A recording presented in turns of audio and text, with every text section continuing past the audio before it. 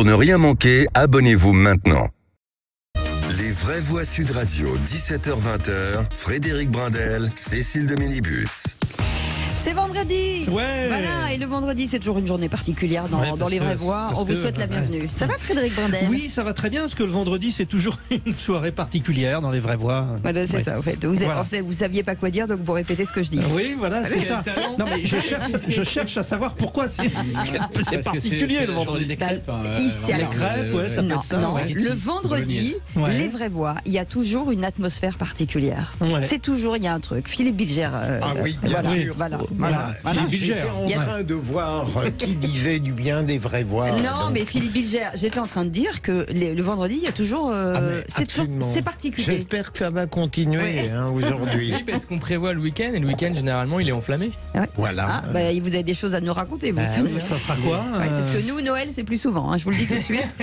Allez, on vous souhaite la bienvenue. Tout de suite, le sommaire de cette émission. On va revenir sur la vie privée des politiques. Doit-elle être rendue publique? Elisabeth Borne a donc assigné en justice l'éditeur de la biographie La Secrète, dernier livre de Bérangère Bonte. La première ministre demande la suppression de nombreux passages sur sa vie privée. Une affaire qui relance forcément la question du traitement de la protection de la vie privée des femmes et des hommes politiques, Frédéric. Oui, l'actualité effectivement nous ramène à cette situation. Elisabeth Borne a assigné en justice l'éditeur afin que certains passages soient supprimés en cas de réédition en raison d'atteinte à sa vie privée concernant sa santé, sa vie familiale et son orientation sexuelle. Connaître la vie privée des politiques, oui, non, dans quelle mesure cela concerne le citoyen? Eh bien, ça concerne déjà l'auditeur de Sud Radio sur la consultation.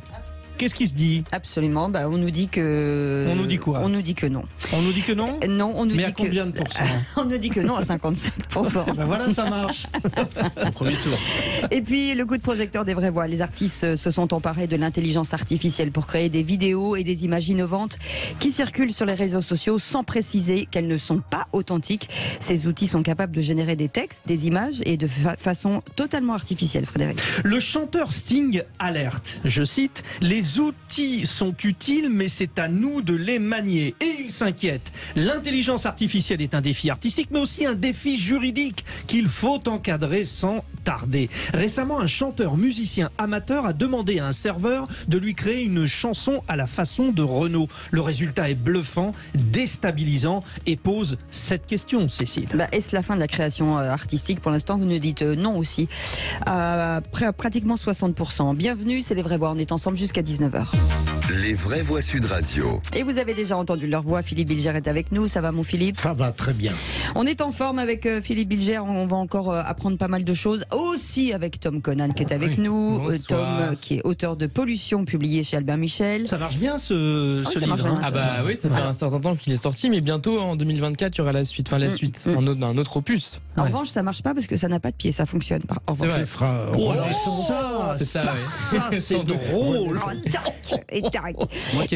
Moi qui étais en marche, j'apprécie. Oui. Évidemment. Jean-Michel Fauvergue est avec nous. C'est lui qui vient de dire moi qui étais en marche. Jean-Michel avant la panne. Oui, oui. Ouais, ancien patron du RAID et auteur de Les Hommes en Noir, Servir ou Faillir, publié chez Plomb. Et c'est marrant comment cet homme d'ailleurs, Vous avez vu chez Plomb? Jean-Michel, dégage une sérénité, la force tranquille. Ouais, c'est marrant ouais. comme ce passage finalement dans les hautes sphères de la sécurité vous rend.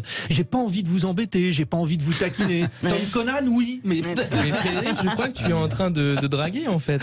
peut-être un peu. Sous couvert de politesse. Va savoir. Tu sais, au bout d'un certain temps, on fait sauter les tabous. Peut-être. Je ne sais pas. On a plutôt intérêt à dire du bien de Jean-Michel. Voilà. De mon point de vue. On parlera des tabous avec les hommes et les femmes politiques. Ouais, ouais. Oui. On en parlera. C'est une vraie question. Jean-Michel a parlé, ou vous, Cécile, son livre est excellent. Ouais, je l'ai lu. absolument. Et en général, Sud Radio, quand on parle des livres, on les a lus. C'est une particularité aussi par rapport aux autres radios, aux autres télévisions. Je confirme, ouais. Je pourrais dire comme Vous avez des Janson noms qu'il ne faut pas les lire parce que comme ça, on n'a pas de préjugés. Mais je pense tout de même qu'il faut les lire. Je suis en Eh train ben, de il faut terminer lire. le livre que vous m'avez offert d'ailleurs, Philippe. Ah oui. Ouais. Alors, et on y va, les amis, pardon, 0826 C'était pas 300 mal 300. d'avoir fait converser. Bah oui, je sais, mais on nous attend au standard. Guillaume est avec nous. Bonsoir, Guillaume. Bonsoir Cécile, bonsoir Frédéric, et bonsoir l'équipe, Philippe, Tom et Jean-Michel. Ah, mais c'est cool ça, c'est Alors, bien. Laissez-la moi celle-là, laissez-les-moi. Je voudrais pas faire de bêtises, mais vous appelez bien de Cambrai. C'est exactement ça. Et voilà. Vous pouvez y aller, Cécile, j'ai fini l'émission. On embrasse Philippe David. On peut partir. C'est une Philippe David Oui, formidable. mais bientôt Philippe David va apparaître comme très sophistiqué. C'est vrai. Guillaume, vous faites quoi dans la vie? Alors, je suis consultant en informatique. Ah bah ça m'arrange, je vais vous appeler hors antenne parce que c'est une catastrophe, Thérèse. Restez avec nous, Guillaume. Aujourd'hui, nous sommes le 18 ou le 19 mai et en 1974... On est le 18 ou le 19? Non, bah, le 19. On est le 19, d'accord. Non, soyons précis, autant faire en sorte... Quand je vous disais que le vendredi était une journée particulière. On je est vous le dis. lendemain du 18 en fait. Voilà. Moi, j'ai l'info précise qu'on peut donner. Ah, voilà, alors, les amis, Au-delà, le on ne s'engage pas dimanche trop. 19 mai 1974, eh bien, Valéry Giscard d'Estaing devient le 3e président de la 5e République. Écoutez. La France a choisi son président.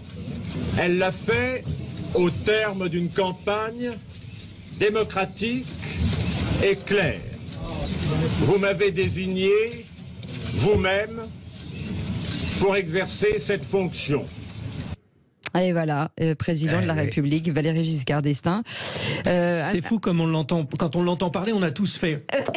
Comme C'est faisait ça. Thierry Leluron. Bonsoir madame. Ouais, Comme mais ça. quel là. talent. Ouais. Thierry Leluron. Non, Ah, Giscard. Giscard. Oui, bien sûr. À Allez, l'époque, tout un de des plus jeunes présidents. À Oui, l'époque. à Il a l'époque. été battu. Eh ben, oui, largement, j'ai envie de dire, largement battu. Tout de suite, le réquisitoire du procureur.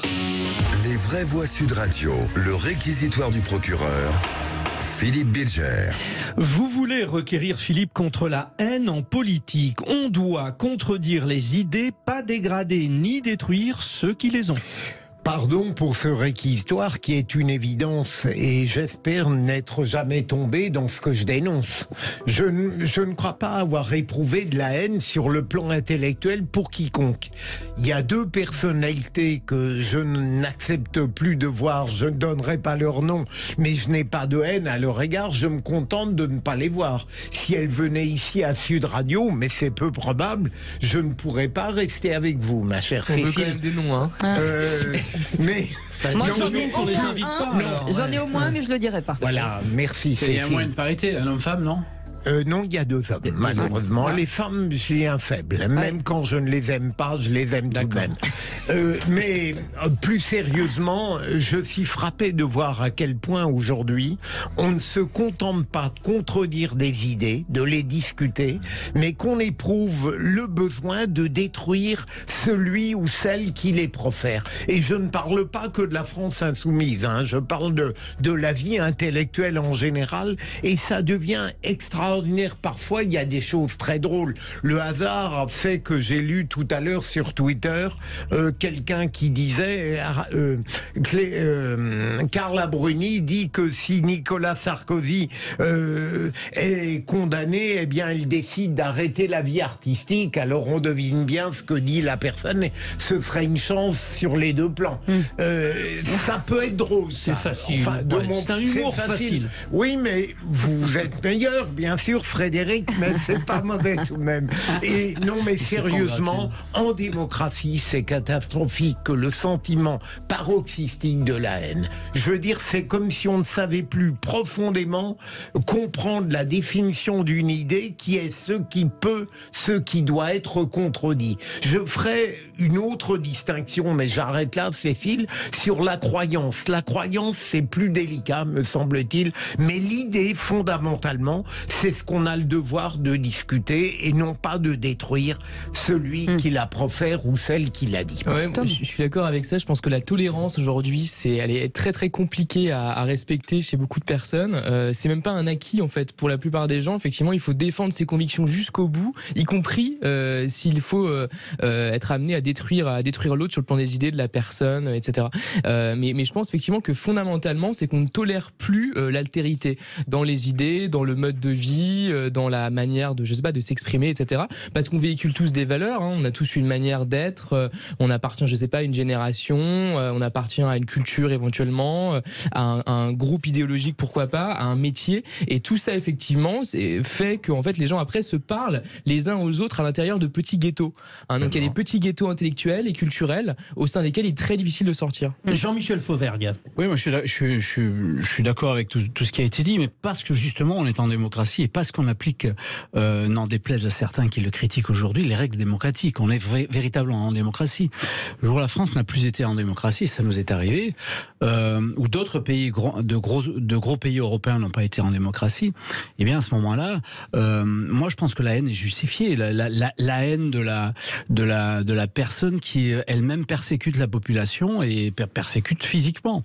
Donc à ce moment-là, oui, le retour à la haine est autorisé, mais pas quand on est en démocratie, comme on l'est au jour d'aujourd'hui. Comme on l'est aujourd'hui, pardon. Au jour d'aujourd'hui, finalement, Claudel avait tort qui disait que pour la tolérance, il y a des maisons pour ça. C'est joli. Allez, vous restez avec nous. Vous restez avec nous dans quelques instants. On partira au Festival de Cannes avec René Chiche. Il monte les marches, il les descend, il les monte, il les descend, et il a des choses à dire, René Chiche. Il va nous faire un petit point après. Et on vous attend, les auditeurs de Sud Radio aussi. Quelques jours du festival. Oui, au 0826 300 300. Ne l'oublions pas. Ouais, c'est important ça. Parce que nos auditeurs aussi ont la parole. Oh, il est bouchi, ce n'est pas que nous. Allez, on y va. Les vraies voix Sud Radio, 17h-20h, Frédéric Brindel, Cécile de Minibus. Bienvenue les amis, on est ensemble jusqu'à 19h avec Frédéric Brindel, mais il y a aussi bien entendu Philippe Bilger, il y a Tom Conan et il y a Jean-Michel Fauvergue qui est avec nous aujourd'hui. C'est très équilibré au niveau politique, je trouve. Ah bon, vous trouvez? Oui, sur les points de vue, sur les idées, je trouve qu'il y a un équilibre sur ce plateau. C'est clair, hein. Il y a un centriste, il y a Jean-Michel. Oui. Il y a un homme de gauche. Et Tom, extrême droite. Voilà. C'est ça. Il y a de l'intelligence qui n'est pas artificielle, monsieur. Non. Si, chez moi, je le dis à chaque fois. Bienvenue à tous, direction le Festival de Cannes. Et le Festival de Cannes, nous retrouvons notre patron de presse, René Chiche, est avec nous, notre famous, encore plus famous depuis qu'il est à Cannes. Bonsoir René Chiche, comment ça va ? Bonsoir Cécile, bonsoir Frédéric, comment allez-vous ? Bonsoir René, on se dit que ce soir il y aura un autre gagnant au jeu du qui c'est qui a dit là. Voilà. Qui l'a dit. Déjà il n'y arrive pas à le prononcer. J'arrive pas, moi je sais pas. Allez, le Festival de Cannes officiellement ouvert depuis mardi, pas mal de choses, beaucoup de stars. Oui. Aujourd'hui, si on fait un petit résumé ou un petit... Alors voilà, je vais faire un petit premier résumé rapide des films qui ont un peu marqué le début de cette compétition, en vous disant que ce matin nous avons une pluie épouvantable et que maintenant je suis sur la terrasse des journalistes, le temps est gris mais agréable et j'ai devant moi une magnifique vue du port de Cannes et du Suquet. Merci Rémi André, et on se retrouve dans une heure. Merci Rémi. C'est la météo du jour.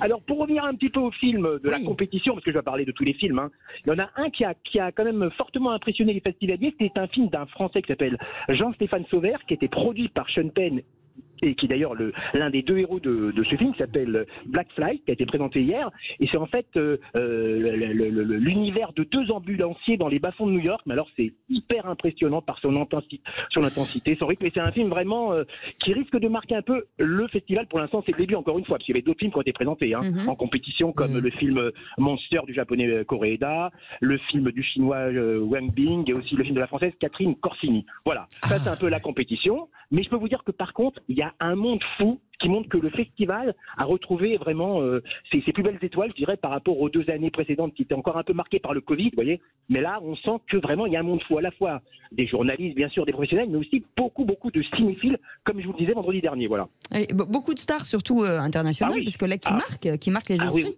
Johnny Depp, par exemple. Voilà, alors il y a eu plein de stars quand même qui sont déjà arrivés. Bon, Johnny Depp, Michael Douglas, Harrison Ford hier qui a fait une belle montée des marches pour Indiana Jones. Alors Indiana Jones, je l'ai vu ce matin. Bon, c'est un peu du déjà vu. J'ai pas vraiment beaucoup aimé. C'est le combienième Je crois que c'est le cinquième. C'est pas tant que ça finalement. Et le film de Catherine Corsini est bon ou pas Alors le film le retour de Catherine Corsini, personnellement, je n'ai pas tellement apprécié. Je trouve qu'il véhicule un certain nombre de clichés. Bon, c'est un film assez solide solaire en même temps parce qu'il se déroule en Corse, donc déjà ça donne un petit peu de soleil quand on voit ce genre de film. Racontez-nous, René, le film, le titre et tout ça, pour ceux qui ne connaissent pas. Ça s'appelle Le Retour, c'est Le Retour.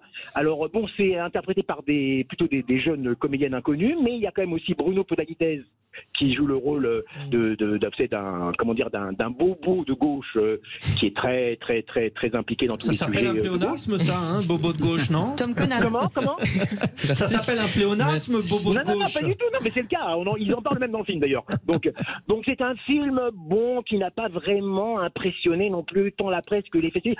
C'est bien fait, mais je pense pas qu'il aura quelque chose au final. Je peux me tromper, bien sûr. Vous auriez préféré qu'il reste sur place, quoi. Voilà, exactement. Donc ça, c'est le film français de Catherine Corsini. Il y en aura d'autres. Et au niveau des stars, alors bon, si vous voulez parler des stars, donc je vais dire Harrison Ford, Uma Thurman. Bon, alors bien demain, c'est Leonardo DiCaprio et Robert De Niro qui arrivent. Et puis il y en aura d'autres au fil des jours.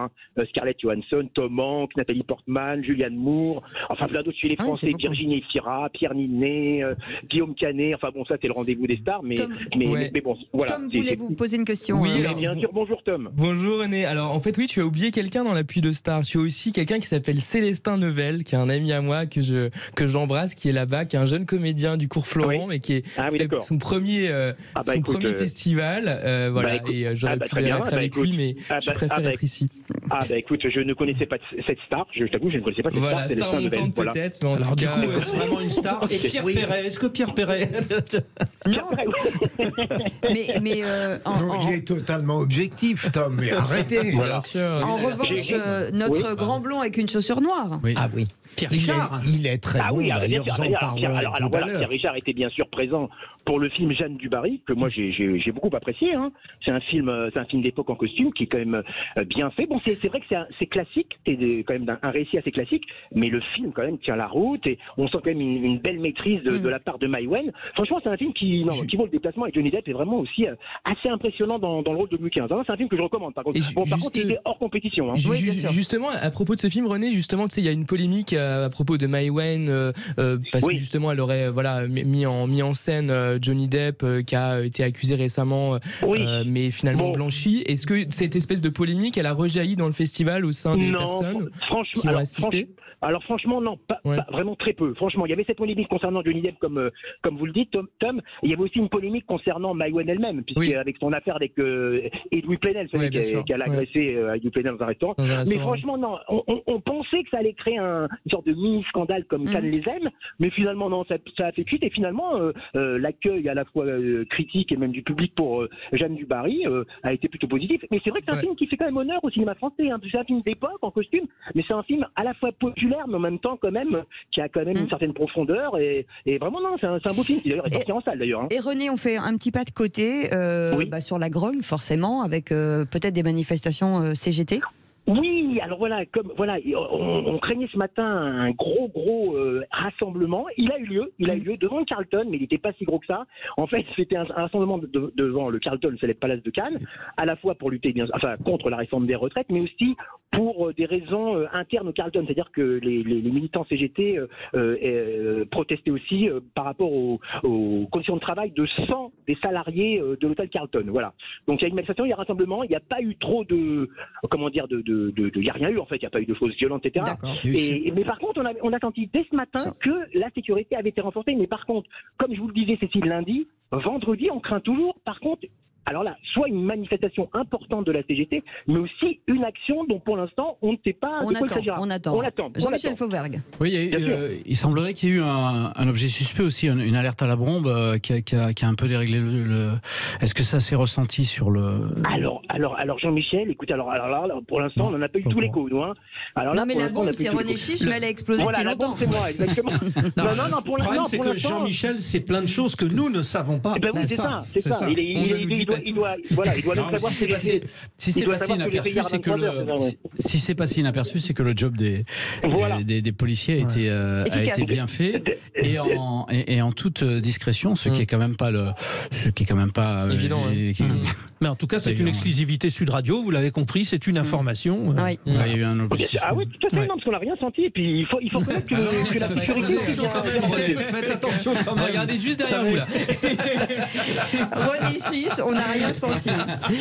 Ça, écoutez, René, c'est la On phrase vous du laisse jour. propriétaire de ces paroles. Attention à vos abattis. Oui. Merci beaucoup, René Chiche, d'avoir été avec nous. Bon On se dit à festival. très bientôt. À bientôt. Absolument. Merci. Merci d'avoir été avec nous. Vous Allez, restez, je vous embrasse, à bientôt. vous restez bientôt. avec nous dans quelques instants, la suite des vraies voix. Et bien entendu, vous voulez débattre avec nous 0826 300 300. On sera ravis de vous accueillir. À tout de Côté suite. terrestre, c'est une catastrophe. J'ai rien senti. Vraie Voix Sud Radio, 17h-20h, Frédéric Brindel, Cécile de Minibus. Bienvenue à tous, c'est vendredi, les vraies voix. Aujourd'hui, c'est sympa, c'est détendu, Ah c'est ouais, c'est vendredi. bien, c'est non, très, très bien. Ah, Frédéric Ouais. Brindel, franchement, je vous avais dit que c'était une émission spéciale Oui. le vendredi. Vous voulez En pas plus, me croire. il y a le festival de Cannes, Voilà. tout ça. Oui, c'est Frédéric est tout émoustillé. Hein. Pour quelque chose, ma chère Cécile. Ah, ben je sais pas si j'y suis je pour pense quelque tout chose. de même, il y a un peu pour quelque chose. Allez. Je sais pas. Cécile, ah bah moi, je le dis à nos auditeurs qui nous écoutent là, mais pour moi, c'est un plaisir de travailler avec cette dame qui est professionnelle. Cette dame, c'est horrible, j'ai Cette plus de dame, 2000 ans. Bah, Allez. Je il vois y a pas un de moment, dame. il faut assumer, Cécile. Hein. On est dame ou on ne l'est pas. Donc, professionnelle, Cette grande dame. drôle. Arrêtez. Voilà, non, mais c'est arrêtez. très bien. Non, mais c'est pas la peine de faire ça. Je vous réinviterai, les gars, vous inquiétez pas. Philippe Bilger est avec nous, Tom Conan est avec nous et Jean-Michel Fauvergue est avec nous. On est ravis de vous accueillir. Allez, tout de suite, le grand débat du jour. Les Vraies Voix Sud Radio, le grand débat du jour. Et puis, le grand débat du jour, je viens d'être surprise. Elisabeth Borne a assigné en justice l'éditeur de la biographie La Secrète, dernier livre donc de Bérengère Bonte. La première ministre demande la suppression de nombreux passages sur sa vie privée. Une affaire qui relance forcément le traitement de la protection de la vie privée des femmes et des hommes politiques. Nous allons en parler dans un instant avec un avocat, mais la Cour européenne des droits de l'homme est formelle. Toute personne a droit au respect de sa vie privée et familiale, de son domicile et de sa correspondance. Doit-on savoir si un président de la République a une maîtresse, si un ministre est homosexuel, si un député souffre d'une grave maladie, si le fils d'un ténor de la politique se drogue? Connaître la vie privée des politiques, oui, non, qu'en pensez-vous? Eh ben, écoutez, c'est plutôt non sur notre compte Twitter. Un petit peu moins de 60% d'entre vous estiment que la vie privée des politiques ne nous intéresse pas. C'est bien, Oui, bien c'est de la bien. part des auditeurs C'est de bien. Sud Radio. Vous dites 60, c'est ça? Un petit peu moins de 60, je dis. Ah ouais, parce que c'est carrément 52. Oui, j'ai un petit peu moins de 60. Ils sont pas si bien finalement ces Ah, auditeurs. d'accord, ok, très bien. Mais je m'en souviendrai. Allez.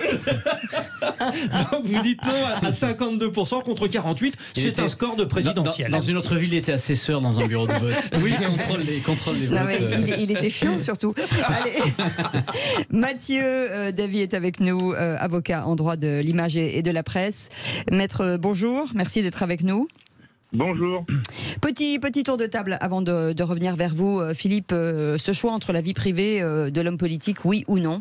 Alors, là aussi, Cécile comme hier, je crois, je vais être minoritaire, j'ai toujours considéré qu'il ne pouvait pas y avoir une cloison étanche absolue entre la vie privée et la vie publique. Entendons-nous, pour une personnalité politique, il y a des éléments de vie privée parfois, notamment lorsqu'on ment sur eux, ou que lorsqu'ils peuvent expliquer certains comportements publics qui sont nécessaires dans le débat démocratique. Alors, en ce qui concerne Elisabeth Borne, puisque c'est votre sujet, elle a, d'une certaine manière, elle a elle-même projeté cette intimité dans l'espace public, notamment par certains articles, et la journaliste, je n'ai pas lu le livre, a fait, semble-t-il, un excellent travail en vérifiant ce qui lui apparaissait un peu comme une contradiction. Elle s'est contentée de dire que l'homme dont parlait Elisabeth Borne était paxé avec quelqu'un d'autre. Donc, Elisabeth Borne a tout à fait le droit d'assigner, mais je suis pas persuadé qu'elle soit véritablement au sens banal dans son droit dans cette affaire. Rappelons que Bérengère Bonte, donc l'autrice de ce livre, a eu 2 très longs entretiens également avec la première ministre. Et Ouais, Tom Conan. je suis assez d'accord avec ce que vient de dire Philippe. En effet, moi je pense que chacun doit respecter sa vie privée évidemment, mais effectivement si ensuite on utilise cette vie privée comme le font beaucoup de personnalités publiques et d'hommes politiques pour faire du storytelling ou pour se mettre en avant ou expliquer leur démarche, effectivement après ça peut se retourner contre eux. Donc effectivement si on utilise des éléments qui ont trait à notre entourage, faut ensuite pas s'étonner que ça se retourne tourne contre nous et que d'autres personnes écrivent là-dessus, puisqu'après tout, c'est le jeu de la vie publique. Absolument. Et Jean-Michel Fauvergue, vous qui étiez qui étiez député. Justement, j'allais vous livrer ma vie privée. Comme cette histoire d'homosexualité, est-elle vraie? Décidément, Tom, j'allais vous livrer ma vie privée sur autre chose que ça, mais d'abord je voudrais répondre à votre question. Moi, je pense qu'un homme ou une femme politique, à partir du moment où il s'engage en politique, il s'engage à ces problématiques-là. Mais effectivement, quand on a dit ça, on n'a pas dit grand-chose. Et effectivement, beaucoup d'hommes et de femmes politiques jouent là-dessus. Ils mettent en scène, et je suis d'accord avec Tom, mettent en scène leur vie privée. Il n'y a qu'à voir ces derniers temps le nombre de déclarations sur les orientations sexuelles des uns et des autres, alors qu'on s'en fout totalement, en fait, en réalité. C'est pour ça que je vous réponds pas, Tom. C'est pas qu'on se fout totalement de. Mais ça nous intéresse un peu quand même. Je vous le dirai hors antenne. Je vous le dirai hors antenne. Mais par contre, vous savez que vous avez aussi des obligations légales qui font que votre vie privée ne vous appartient plus. Et l'obligation légale, c'est la haute autorité pour la transparence qui vous la donne. Alors là, je ne parle pas d'orientation sexuelle, je parle du fric que vous avez, de la fortune que vous avez, de ce que vous avez acquis, de ce que vous avez accumulé. Et non seulement pour vous, mais aussi pour votre famille. Parce que quand vous êtes homme ou femme politique, vous êtes aussi personne particulièrement exposée. PPE. Merci Tom. Personne particulièrement exposée. Et vous devez chaque année, vos enfants, vos parents, faire des déclarations à vos banques et à tout le monde, et rendre des comptes jusqu'à un an après quand vous avez arrêté votre mandat. Donc ça, c'est des obligations que personne d'autre n'a et qui vous sont, et vous êtes contrôlés d'ailleurs par des gens, les gens de la haute autorité, dont on ne sait pas d'où ils viennent et où ils vont. On ne sait pas, c'est complètement opaque leur manière, d'être nommés. Alors, les vraies voix, c'était le premier tour de table. Nous retrouvons donc notre invité, Maître Mathieu Davy. Mathieu Davy, dans cette assignation, Elisabeth Borne demande la suppression de nombreux passages de cette biographie quand elle sera rééditée. Et 1 000 € par infraction constatée. Elle réclame 1 € de dommages-intérêts et 5 000 € au titre de frais de justice. Elle va avoir gain de cause ? Alors, moi, je ne suis pas du tout l'avocat d'Elisabeth Borne, je n'ai pas lu le livre, donc je ne peux pas me prononcer.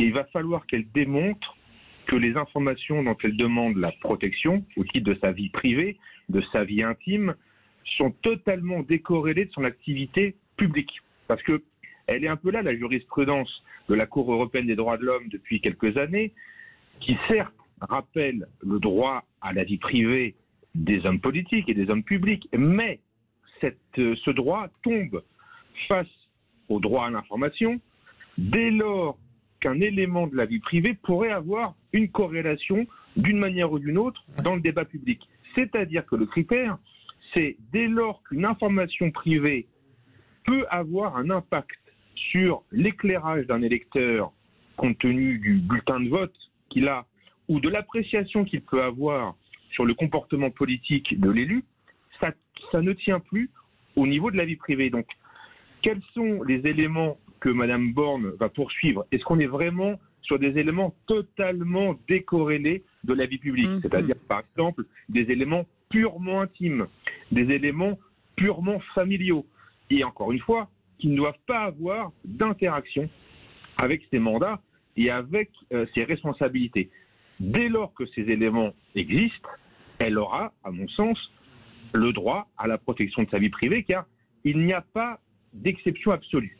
Tout homme politique garde un droit à sa vie privée et notamment à l'intimité de sa vie privée. Dès lors que c'est totalement opaque. Donc, la question va être de savoir, est-ce que les éléments que la journaliste a dû certainement quand même préparer son dossier, j'imagine que il faudra que Mme Borne démontre qu'effectivement, dans toutes ces révélations, entre guillemets, il n'y a pas de lien avec la vie publique. Ce qui n'est pas si évident à démontrer. Je vais rebondir sur ce que disait Roselyne Bachelot en 2004. Elle disait on peut forcément parler de la vie privée d'un politique quand il prône, par exemple, des comportements, des exemples qui encensent le mariage, l'avortement, et qu'il respecte, s'il ne respecte pas ce que lui prône. Donc on peut rentrer dans le cas de Quatennens, par exemple. Et le deuxième cas, c'est de dire de prendre sa vie privée dans le cadre d'une campagne, d'utiliser sa vie privée dans le cadre d'une campagne politique. Et pour elle, ce sont les deux seuls cas où effectivement la politique, ou en tout cas la presse, aurait le droit d'utiliser ou de puiser dans la vie publique, dans la vie privée pour la rendre publique. Est-ce que c'est à peu près ce que vous vous dites, vous ? Alors, c'est très juste, Cécile de Ménibus. En fait, il y a deux lectures. La première, c'était des éléments un peu objectifs que je vous ai proposés tout à l'heure, c'est-à-dire des critères de ramification avec la vie publique. Et ensuite, il y a des critères subjectifs, c'est-à-dire le comportement de l'élu lui-même ou de l'homme ou de la femme politique dont il s'agit. Très clairement, quand la personne publique a déjà elle-même contribué à révéler sa vie intime, a finalement joué un peu le jeu de la communication politique, ça va être très compliqué pour elle d'aller reprocher à des journalistes de continuer à divulguer cette vie publique. Entre guillemets, il y a un comportement naturel aussi de l'élu face à la divulgation et un peu à la collusion qu'elle peut entretenir avec les médias. Ça, c'est un point important. Et le deuxième point que vous avez dit, il y a clairement aussi un lien, effectivement, entre ses propres convictions politiques et le rapport qu'on a à sa vie publique. C'est-à-dire qu'effectivement, il devient de l'intérêt de l'électeur, de l'intérêt du public, de comprendre comment un élu se comporte en rapport avec les propres convictions qu'il prône. Donc c'est extrêmement juste de faire un lien entre, d'un côté, les valeurs exprimées et la propre vie de l'élu. Cécile, vous parliez d'Adrien Quatennens, on le rappelle, de la France Insoumise, qui donc a été condamné pour avoir frappé sa femme. Maître, à une certaine époque, j'ai été prétendument qualifié de spécialiste du droit de la presse. J'aimerais avoir votre avis sur un élément qui existait à l'époque. On considérait que même si une personnalité publique avait parlé d'elle dans les médias, quelques années avant ou quelques jours avant, ça n'enlevait pas son droit de porter plainte pour atteinte à l'intimité de la vie privée. Ça n'a pas changé, je suppose, cela. Vous avez tout à fait raison sur le fait qu'en fait, l'homme politique, et d'ailleurs toute personne, garde la maîtrise de la divulgation de ces éléments d'intimité de la vie privée. Mais il y a quand même, et certains juges du tribunal judiciaire de Paris de la 17e chambre peuvent s'agacer aussi parfois de voir des élus ou des personnes publiques s'exprimer largement sur leur vie privée tout en revendiquant ensuite la protection. Alors c'est la sanction. Ce que vous avez dit est très juste en principe, et en principe, on garde la maîtrise de sa vie privée, même quand on la divulgue. Mais après, il y a aussi peut-être parfois des comportements de mise en scène, de divulgation, de communication qui vont clairement impacter la décision du juge final. Les dommages et intérêts, par exemple. Allez, avant d'aller au standard, Jean-Michel Fauvergue aussi veut réagir. Oui, maître, c'est parfaitement clair ce que vous avez dit. Moi, je voudrais vous poser la question des tiers, des hommes et des femmes politiques qui ont des enfants ou leurs compagnons, leurs compagnes, etc. Et ces hommes et femmes politiques qui effectivement, à un certain moment, vont révéler des choses sur leur vie à eux, mais sur la vie des autres aussi, de leur entourage précis. Est-ce que ça ne doit pas être protégé, même si l'homme ou la femme politique, puisqu'il ne s'agit pas d'eux, a révélé des choses de ce type-là? Maître Mathieu Davy. Alors, toute personne de la famille et de l'entourage a, elle aussi, bien sûr, droit à sa vie privée. Et pour le coup, il n'y a pas de ricochet sur les enfants ou l'épouse, dès lors que les enfants ou l'épouse ne sont pas liés à la vie publique de l'élu. CF, dossier Fillon, par exemple. Mais dans un cas classique, heureusement qu'il faut laisser la protection absolue à ces personnes qui, elles, pour le coup, sont des personnes privées. Maintenant, qui peut défendre cette vie privée? C'est aussi à l'élu de créer un barrage très fort entre les différentes vies privées. Sinon, évidemment, il expose sa propre famille.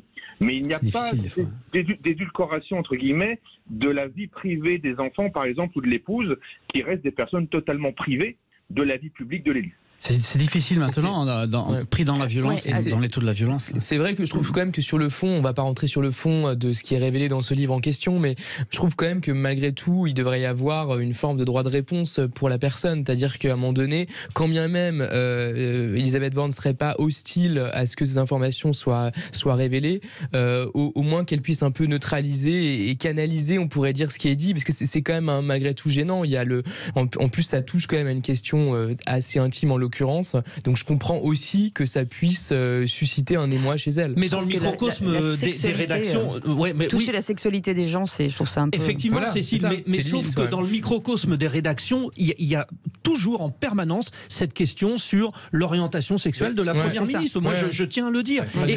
Voilà. Et quand certains de ces ministres, comme Olivier Dussopt ou encore Clément Beaune, on ne leur demande pas de l'afficher. On ne leur demande pas, ils le disent. Voilà. 0826 300 300, Guillaume de Cambrai. Guillaume, vous vouliez réagir? Oui, tout à fait. Alors, je rejoins la plupart des commentaires de l'équipe, des invités.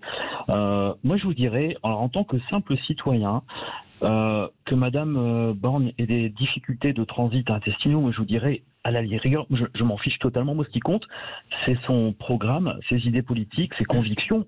Par contre, si Madame Borne était végane et nous interdisait de manger une bonne viande rouge, effectivement, là, ça commence à m'impacter. Si je le savais avant même qu'elle propose un programme, effectivement, je pourrais avoir une réaction. Inversement, si elle est prétendument très carnivore et dans son programme politique nous disait que effectivement il faut être vegan parce que c'est très bien, je grossis volontairement le trait pour donner une petite idée, mais là effectivement ça a du sens, mais dans l'absolu, moi je pense sincèrement qu'il devrait y avoir une cloison qui est difficilement maintenable parce que on vit dans une société de buzz qui fait vendre, on va pas se mentir.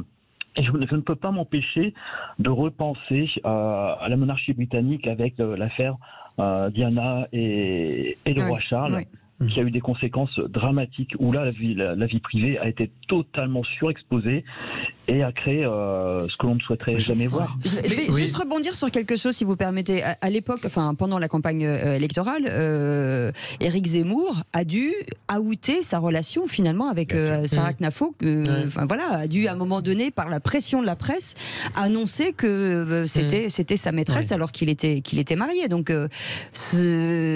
là, ça veut dire qu'on pousse, cher maître, quelqu'un à raconter sa vie parce que effectivement, ce que vous disiez tout à l'heure, Frédéric, c'est des bruits de couloir dans la presse, dans les rédactions, et donc à un moment donné, il faut que ça sorte. Travailler ensemble, qui ne l'ait pas cherché. Mais travailler ensemble quand même, c'était particulier. C'était pas juste une femme comme ça. Ils travaillaient ensemble pour la campagne.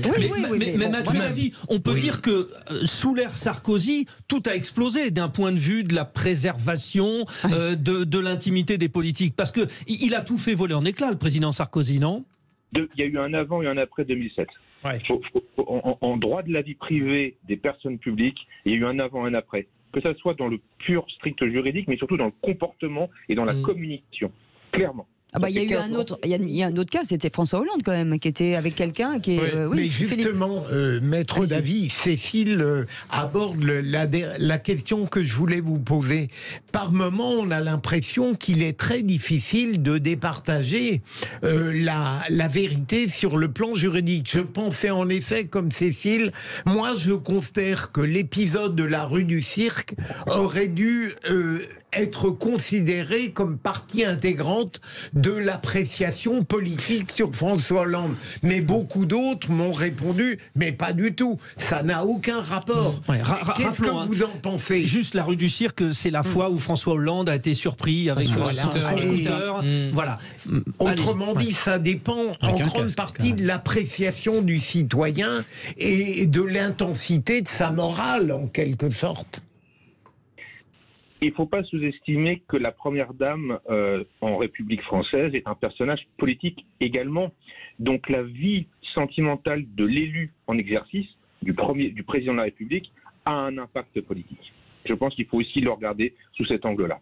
Ce n'est pas simplement la maîtresse d'un ministre, même. ou d'un député. On parle bien du président de la République, dont l'épouse ou l'époux devient aussi un personnage public national. Donc, ça a un impact, à mon sens, ça peut être lu comme un impact politique. Jean-Michel Fauvergue, dernière question. Non, c'est pas une question. Je voulais juste témoigner de l'auditeur précédent. Je ne me rappelle plus son prénom. Guillaume. Concernant le transit intestinal. Le transit intestinal, c'est quelque chose de très important à l'Assemblée nationale en particulier, parce que ça peut vous faire louper un vote. Parce que vous êtes pris ailleurs, donc vous loupez votre vote. Et vous voyez, sur la vie politique, ça peut jouer un peu. Alors, c'est petit clin d'œil, évidemment, bravo Jean-Michel, mais c'est pas faux. La santé de nos élus compte aussi, souvenons-nous, Pompidou, Tom, François Mitterrand. Mais en tout cas, vous avez 15 secondes. Mais de manière générale, non, mais je veux dire que le storytelling, vous savez, le fait de mettre en scène sa vie, Obama l'avait beaucoup utilisé, Sarkozy l'a repris, etc. Effectivement, aujourd'hui, c'est tellement dans la stratégie de chacun des candidats, même le moindre conseiller municipal quasiment, qui met en scène sa vie pour l'utiliser à des fins politiques, quand à un moment donné ça se retourne effectivement contre les arroseurs. Est-ce que justement on ne doit pas revenir en arrière? Mais on y arrivera c'est possible. Non, c'est impossible. C'est impossible. Non, mais peut-être que c'est souhaitable. Et là on doit aller de l'avant. Ouais, on doit aller de l'avant. Et merci beaucoup, maître Mathieu Davy, avocat en droit de l'image et de la presse. C'était très intéressant. Vous restez avec nous. C'est qui l'a dit? Eh ben c'est moi. C'est maintenant. À tout de suite. C'est le quiz tellement attendu. Frédéric Brindel, Cécile de Minibus. Et vous n'allez pas rater ce moment avec Philippe Bilger, avec Tom Conan et avec Jean-Michel Fauvergue ce soir, avec Guillaume qui va choisir son adversaire, parce que c'est le quiz de l'actu. Les vraies voix Sud Radio, le quiz de l'actu. Guillaume, choisissez bien votre adversaire, c'est ce que j'ai envie de vous dire. Et vous mettez les deux autres avec vous, rappelons-le. Rappelons-le. Tout à fait. Ouais. Bon, je vais choisir Jean-Michel Fauvergue. Quel match! Vous n'avez peur de rien. T'as gagné, Guillaume. Et là, je peux vous dire, il a levé les yeux. J'aurais pas aimé être à votre place. Je vous le dis tout de suite. Non, pas ça. Profitez-en, vous êtes séparés par le téléphone. En revanche, un corps à corps avec Jean-Michel Fauvergue, j'y vais pas. Tom va se déchaîner. Moi, je sais exactement où vous habitez. Ouais, et c'est ce que j'ai les renseignements. C'est ce que j'allais dire. Attention, parce que ça va sonner à la porte, Guillaume. Allez, on y va. Je vais ouvrir ma porte, je crois. Voilà. C'est une question, qui c'est qui l'a dit? Sur l'affaire des écoutes, la vérité finira par triompher. Sarkozy. Ah non, c'est moi. Je pense que vous êtes ensemble. Je ne discuterai plus. Moi, je suis floué, sauf quand c'est filet. Donc c'est Tom associé à Philippe et donc à Guillaume qui marque les deux premiers points. Voilà. Donc on a gagné. Vous avez gagné, c'est ça. Je me lance à mon tour, je relève le défi. Question, qui c'est qui l'a dit? Nous savons que l'histoire des États-Unis n'a pas toujours été un conte de fées. C'est pas le ministre de la Justice, non? Non. Le ministre de l'Éducation nationale? Il n'est pas de chez nous. On l'a traduit en fait, on l'a traduit. C'est pas Obama, tout. Non. Zelensky? Guillaume, jouez. C'est pas Obama, mais c'est celui national. C'est tout comme Bush. C'est comme si c'était celui pas d'après, mais d'encore d'après. Trump. Biden? Non. Biden. Je l'ai dit juste avant. Ah, tu l'as dit? Ouais, je l'ai dit. Si, je t'assure, j'ai dit donc Biden. Ça fait 4-0. Jure-le sur la tête de Frédéric Brandel. Sur la tête de Frédéric sans problème. Alors, j'avais une réponse. Pour une fois, j'avais une réponse. Alors, je ne suis pas d'accord. Je suis en train de Je n'ai pas entendu la réponse de notre Tom Conan. Donc, qui a donné la réponse après, une fois qu'on l'a entendu? C'était Jean-Michel Fauvergue. Moi, je les crois. Non, moi je les crois pas. Moi je dis deux partout. Mais non, mais pas du tout. Je dis deux partout. Beaucoup Jean-Michel, mais il n'y a aucune raison. Vous prenez des risques, Philippe. Mais il connaît votre adresse, Jean-Michel. Bougez pas, je suis venu avec une grenade de désencerclement. Je regarde tout le monde d'accord. Vous perdez du temps. C'est une question. Moi je donne le point à Jean-Michel. Voilà, deux partout. Vous allez gagner quand même. Mais Frédéric, vous avez tort parce qu'il l'avait dit. Question, qui c'est qui l'a dit sur Elisabeth Borne? Elle a plus d'ambition pour le pays que pour sa personne. C'est pas elle. Macron? C'est une journaliste. Une journaliste. Oui, Bonte. Et non pas Pierre, Bérangère. Voilà. Bien, bravo. Ça fait 4-2 pour ça le. Ça fait 6-0. Non, ça fait 4-2 pour le. 6-0. Mais laissez un petit peu de suspense. Racontons une histoire. Non, c'est parce que Guillaume a offert ses 2 points. Voilà. Mais bon. 4-2. C'est Guillaume le chef. Dans la réalité, c'est 6-0. Allez, on y va. C'est Guillaume qui décide. 4-2. C'est à moi. Question. Vous connaissez le nom, mais enfin, enfin je vais quand même le dire, qui c'est qui l'a dit. Sur le service national universel pour les lycéens, je cite, « Il est hors de question de supprimer 12 jours de classe à nos enfants, malheur à ceux qui voudraient engager une telle politique. » Qui ? Les profs, non. Non, c'est les profs. Non, c'est du politique. C'est du politique. C'est politique, mais Quel prof camp aussi, je crois. Ah ouais. prof aussi. Oui, enfin, il est plus connu pour être politique que pour être prof. Ça, c'est vrai. Mais il est prof aussi. Bayrou Non, Bayrou n'est pas un politique. Non, je plaisante. Est-ce qu'il est LFI? Il y a LFI? C'est Oui, un opposant. c'est un LFI. C'est Attends, un prof. Guillaume. Putain, je l'avais aussi. 8-0. Moi aussi je l'avais, mais j'ai pas le nom qui est arrivé. Allez, dernière question. Donc c'est à l'avantage de 6-2, attention, qui c'est qui l'a dit, etc. Sur la la rencontre, proposition de loi. C'est une défaite alors pour Moi, la je parle sur la proposition. Ah, c'est à toi? Bah oui, c'est à moi. Ah, bah vas-y, Cécile. Qui c'est qui l'a dit sur la Ouais. rencontre entre Elisabeth Borne et les syndicats? On nous avait vendu du dialogue social. On a assisté à 2 heures de monologue patronal. Binet. C'est binaire. Oui, Binet. Ah ouais. Tom Conan. Ah, j'ai pas été J'aime beaucoup Binet. On s'est Et voilà. métamorphosé pour moi ce soir. Et voilà. pour le. C'est ça. évidemment. Et Mais ça, Guillaume gagne. Non, j'ai- Et c'est une très belle Finalement j'ai victoire. perdu alors. Bravo Guillaume. Surtout merci. Le vrai score. Restez enfermé, Guillaume. Vous On peut entendez pas dire- les gyrophares? Guillaume. Attendez les amis, on peut dire que vous avez torché l'ancien patron du RAID. Et ça, on adore ça. Restez avec nous, on revient dans un instant avec le coup de cœur de Frédéric Brindel et Félix Mathieu sera avec nous et on fera le tour de table de l'actu des vraies voix. À tout de suite. À tout de suite. Les vraies voix Sud Radio, 17h-20h, Frédéric Brindel, Cécile de Minibus. Bienvenue chers amis, merci en tout cas de votre fidélité. On sait qu'à chaque fois vous êtes de plus en plus nombreux à nous rejoindre de 17h à 20h. En tout cas ce soir, Philippe Bilger est avec nous, Tom Conan est avec nous, Jean-Michel Fauvergue est avec nous. Et tout de suite le coup de cœur de Frédéric Brindel pour la France qui relève le défi du e-sport. Les vraies voix Sud Radio. Et un méga rendez-vous à Paris-Bercy d'ailleurs. Oui. Bah alors faut-il que la France soit toujours à la traîne des nouveaux marchés juteux? Allez, le e-sport. Tenez, attends, c'est terrible, hein, on y va. Attention, pour les Gaulois réfractaires, le e-sport, c'est quoi? C'est une musique assourdissante. C'est un appel d'air à l'obésité, une addiction pathologique.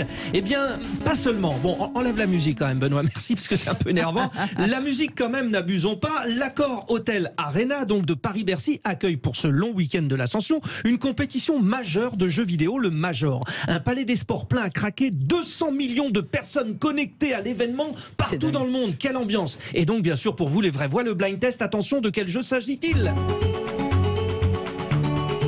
C'est Zelda. Vous n'êtes toujours pas prêt pour le e-sport. Deuxième test. Attention, c'est parti. Non, c'est presque ça. C'est pas mal. Mario. Oui, Super Mario. Super Cécile de Minibus. J'ai gagné un point, j'ai gagné combien de points? Mais moi j'ai répété comme un perroquet. Bon, je continue parce que ce phénomène du e-sport nous inquiète quand même. Écoutez les confessions de ce jeune adolescent. Il y a 2 équipes. Il y a les terroristes et il y a les antiterroristes. C'est un jeu juste pour tuer les gens en fait. Mais c'est marrant. Voilà, mais c'est marrant, dit-il. Bon, alors peut-on du coup évoquer le terme sport aussi? Sachez que le Comité international olympique réfléchit à intégrer le e-sport au JO. Bon, vous êtes prêts? On refait le blind test? Attention, c'est quoi ça? Vous l'avez dit tout à l'heure. Redman, j'ai dit? Non, Sonic. Sonic, oui, Tom. Allez, un quatrième? Ça, c'est vraiment blind. C'est pas Tetris? C'est Tetris. Oh, putain. Et ben voilà, il fallait.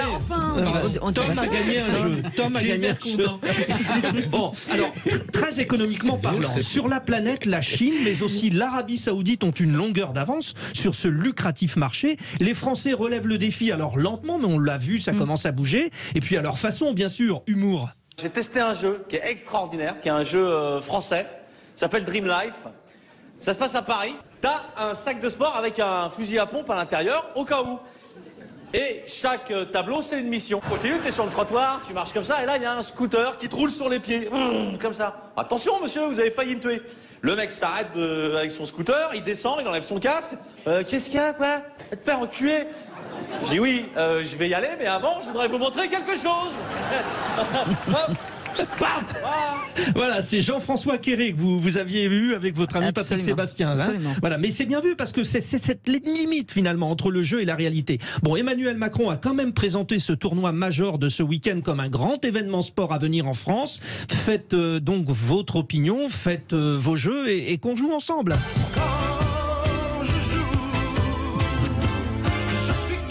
J'adorerais voir Philippe Bilger en train de jouer aux jeux vidéo.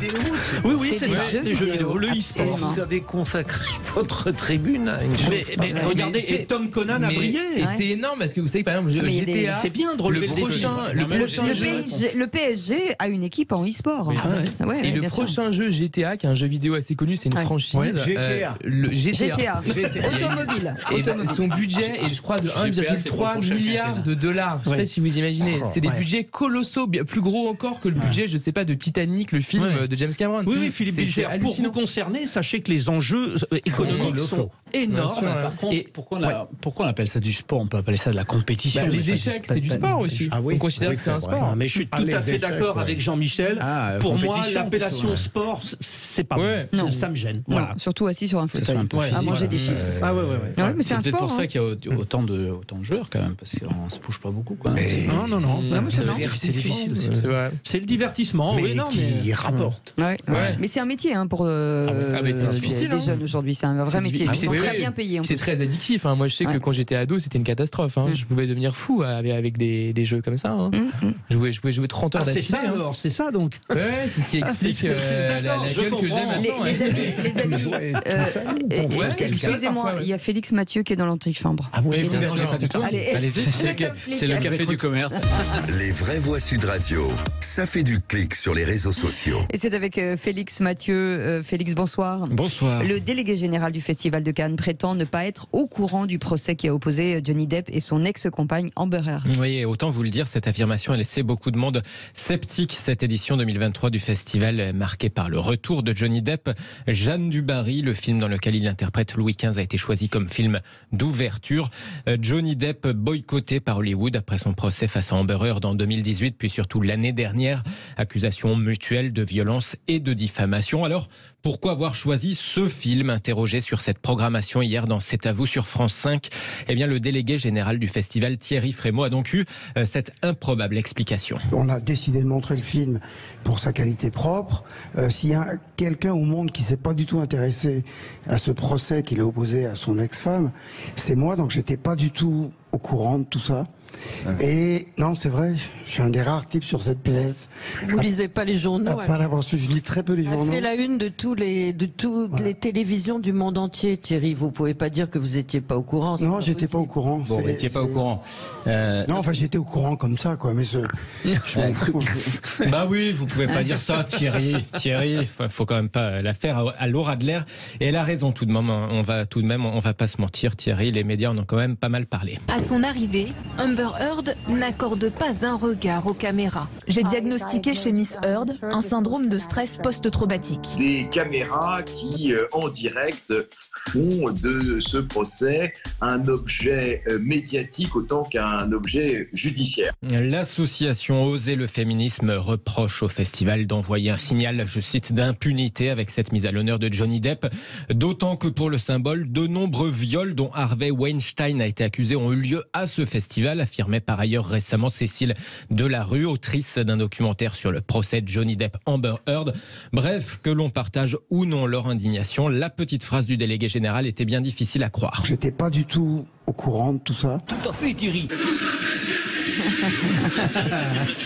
Petit montage de Félix Mathieu à la fin. Félix Mathieu. Voilà, on sent qu'il a eu du temps. C'est quand même. C'est pas très malin. C'est pas très malin. Cécile, on a toujours intérêt à dire la vérité.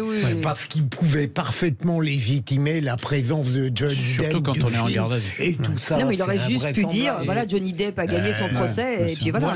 Et arrêter, mais mais la vérité, c'est le chemin le plus simple. Et puis surtout, je trouve qu'avec l'affaire Adèle Haenel, qui récemment, vous savez, a politisé, comme elle dit, son arrêt du cinéma pour des raisons liées justement au traitement supposé dans le milieu, et notamment dans les festivals. Donc justement, je pense que ça aurait été effectivement malin en termes de communication quand même d'asseoir une certaine position, ne serait-ce que pour avoir la position officielle du festival, qui est quand même le premier festival, en tout cas en termes de prestige, le premier festival mondial de cinéma en termes de prestige. Oui, un secrétaire général qui ne lit pas les journaux, c'est quand même assez étonnant. Et puis d'autant plus qu'il dit après qu'il l'a vu. Oui, c'est ça. Voilà, ça aurait été d'autant plus. Il s'empêtre. Elle est où l'orange? Qui a volé l'orange? C'est peut-être lui. On revient dans un instant avec le tour de table. Tu disais quoi? On allait dire quelque chose. Non, mais on avait compris. Jean-Michel Fauvergue. Non, moi j'attendais ce qu'il allait dire. Je suis censuré par Cécile. Non, pas du tout. C'est que je suis censuré par la pub. Regardez, c'est marqué là-haut. En disant dépêchez-vous parce que sinon ça va tomber. Enfin, cher Jean-Michel, j'ai relevé l'adresse de Cécile. Les vraies voix Sud Radio, 17h-20h, Frédéric Brindel, Cécile de Minibus. Effectivement, nous sommes là avec vous jusqu'à 19h avec Philippe Bilger, Jean-Michel Fauvergue et Tom Conan. Et vous, bien sûr, au 0826 300 300, vous êtes les bienvenus pour vous commenter n'hésitez pas, l'actualité. Ils peuvent appeler quand ils veulent, les auditeurs. Bien sûr, on les accueillera. Aude est là, elles s'occuperont d'eux, elle s'occupera d'eux. Aude est au standard. Aude est au standard. Mais Aude est partout, parce que Aude est formidable. Voilà, parce que Aude, elle sait tout faire. C'est ça qui est génial. Et maintenant, faites le tour. Bon, allez, on y va, le tour de l'actu. À quoi tu penses? Je pense que quand on mettra les cons sur orbite, t'as pas fini de tourner. Non, moi je crois qu'il faut que vous arrêtiez d'essayer de dire des trucs. Le tour de table de l'actualité. Et on retourne au Festival de Cannes avec Philippe Bilger, puisqu'on va parler de Jeanne de Barry de Maïwenn, un film admirable selon vous. Absolument, j'ai failli arriver en retard hier parce que je l'avais vu dans un cinéma tout près de chez moi, et je trouve que c'est un très grand film. D'abord, il faut que je sois honnête, j'aimais beaucoup Maïwenn avant pour ses films, et notamment pour sa liberté et son courage intellectuel. Elle a une capacité d'aller contre comment dirais-je, la pensée unique lorsque celle-ci a tort, parce que je connais d'autres gens qui sont systématiquement contre la pensée unique, même lorsqu'elle a raison. Mais alors c'est un film admirable que les critiques, à mon avis, à mon sens, très modestement, n'appréhendent pas de la bonne manière. En fond, c'est une magnifique histoire d'amour. Dans un écrin royal totalement jaloux dans la cour. Mais c'est d'abord une formidable histoire d'amour. Mais historique, en fait, c'est un film historique. Oui. Mais il est évident que si on le qualifiait seulement de film historique, on ferait une erreur, même s'il n'y a pas d'erreur. C'est une splendide histoire de passion entre Louis XV et du Barry, avec une humiliation finale. La mise en scène est magnifique, et finalement le choix de Johnny Depp s'avère pertinent. Il est un Louis XV très plausible. Quant à Maïwenn, c'est une actrice dont la beauté est singulière et qui joue à la perfection. Elle a une sensibilité irradiante. Je trouve que c'est un très grand film. Allez le voir. Vous avez quand même un petit faible là, pour Maïwenn. Mais je l'aime beaucoup. Moi j'aime beaucoup Maïwenn, elle est très chouette. Oui, non, mais j'aime beaucoup les films de Maïwenn, j'aime aussi son jeu. Mais d'ailleurs, est-ce que c'est réalisé par Maïwenn, ce film? Oui, absolument. Et elle a tout fait. Elle a fait et avec. Impressionnant. On passe à Jean-Michel Fauvergue. Là, il a le droit de parler, là. Okay, oui, on peut lui donner 10 secondes. Voilà. Oui. Alors, Jean-Michel, les maillots de foot floqués aux couleurs du mouvement LGBT, donc arc-en-ciel, dans le cadre de la lutte contre l'homophobie, c'était le week-end dernier. Oui, c'est un peu vieux déjà, mais je voulais revenir quand même dessus, parce qu'entre-temps, je suis pas venu ici et il y a des choses à dire. Donc j'ai pas pu parler. D'ailleurs, c'est clair. C'est gentil. Non, mais moi, je trouve que, évidemment, la lutte contre l'homophobie, il faut absolument marquer le coup, y compris par l'intermédiaire du sport, au niveau du sport, mais avec quand même des symboles qui sont des symboles propres. Et non pas reprendre les symboles du LGBT et ne pas faire du LGBTisme, reprendre ce symbole-là sur les maillots. Et alors, je comprends l'embarras, moi, à titre personnel, de certains joueurs.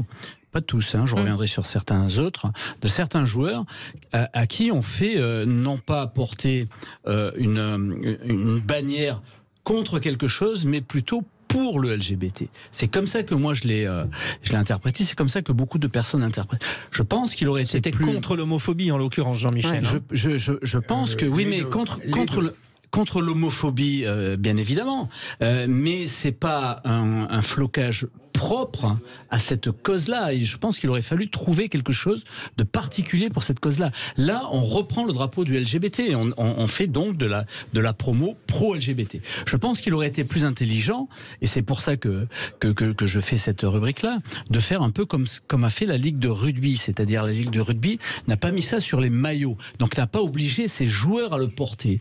Elle l'a mis ça, elle a fait donc des lignes, les lignes autour du terrain, aux couleurs de LGBT. Donc là, ça représente autre chose. À titre individuel, ces joueurs-là ne sont pas obligés de porter ça. Maintenant, je m'empresse de dire aussi que certains joueurs n'ont pas caché que pour des raisons d'orientation religieuse, ils ne porteraient pas le maillot. Et ça, évidemment, ils se sont dévoilés là-dessus. Un joueur qui se sentait menacé, Mohamed de Nantes, dont la famille avait été molestée quand il avait rompu déjà le jeune. Donc il ne pouvait plus. Et puis à Boucal, des gens donc voilà, là aussi, là c'est une autre chose, c'est une autre combat. Mais ne pas confondre la lutte contre l'homophobie avec la lutte pour le LGBT, pour le LGBTisme. Ouais. Moi, d'une certaine manière... Pardon, Tom, non, mais je t'en prie, là-dessus, il est évident que vous aurez tout... Le dernier mot. Le dernier mot, voilà. J'irais même plus loin que Jean-Michel. Moi, j'ai trouvé totalement normal. On a le droit de s'opposer à cette obligation de porter un maillot arc-en-ciel. Je veux dire, c'est un certain humanisme. C'est juste les numéros, c'était pas le maillot.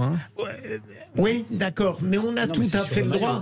On n'est pas obligé de répondre aux injonctions prétendument humanistes à partir du moment où on n'adhère pas à cette festivité collective. J'ajoute, pour me contredire un petit peu, avant de venir, j'ai lu une excellente interview d'un grand joueur de Marseille, Rongier, qui disait « Je ne comprends pas les joueurs qui n'ont pas voulu mettre le maillot arc-en-ciel parce que ça n'est tout de même pas comme participer à la Gay Pride. » Je trouve que l'argument n'était pas complètement absurde. Allez, Tom Conrad. Ouais, non, mais en fait, je sais pas si je rejoins tout ça. Je vois pas vraiment de grande différence entre la lutte contre l'homophobie et la protection ou la mise en avant pendant une journée très particulière des droits des LGBT. C'est à peu près la même chose. On pourrait prendre la question de l'antirracisme.